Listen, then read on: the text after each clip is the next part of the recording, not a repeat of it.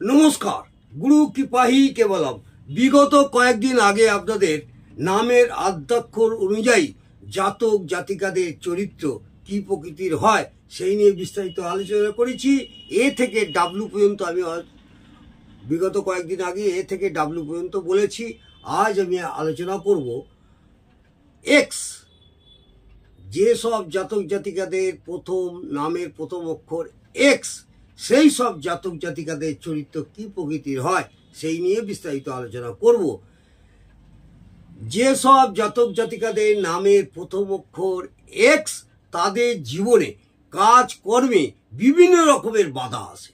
এদের জীবনে নানা রকম বাধা সৃষ্টি হয়, কোনোদিন খারাপ, কোনোদিন ভালো, এবং বিভিন্ন রকমের কাজকর্মের মধ্যে একটা বাধা সৃষ্টি হয়। হ্যাঁ, এরা ভোগ করতে পছন্দ করে, আনন্দ উপভোগ এবং ভোগ করতে পছন্দ করে, সবসময় আনন্দ ফুর্তি করার একটা মানসিকতা থাকে। এদের মধ্যে মানসিক চাপা কষ্টও থাকে। এই সব জাতক জাতিকাদের মানসিক একটা চাপা কষ্ট থাকে। এরা লোককে ভালোবাসে বটে, কিন্তু ভালোবাসা পায় না। এই সব জাতক জাতিকারা লোককে ভালোবাসে, হ্যাঁ, আত্মীয় স্বজন পরিজন বন্ধু বান্ধব সকলকে ভালোবাসে, কিন্তু ভালোবাসা এরা পায় না। ভালোবাসা এদের অভাব থাকে। এদের জীবনযাত্রায় একটা মিশ্র ফল পাওয়া যায়।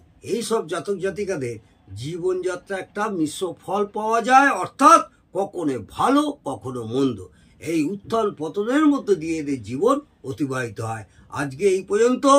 যাদের নামের প্রথম অক্ষর এক্স, সেই সব জাতক জাতিকারা কি প্রকৃতির হয় বা তাদের চরিত্র কি হয় সেই নিয়ে বিস্তারিত আলোচনা করলাম। যদি ভালো লাগে অবশ্যই আপনারা কমেন্টে জানাবেন। নমস্কার, জয় মা তারা, ভালো থাকুন।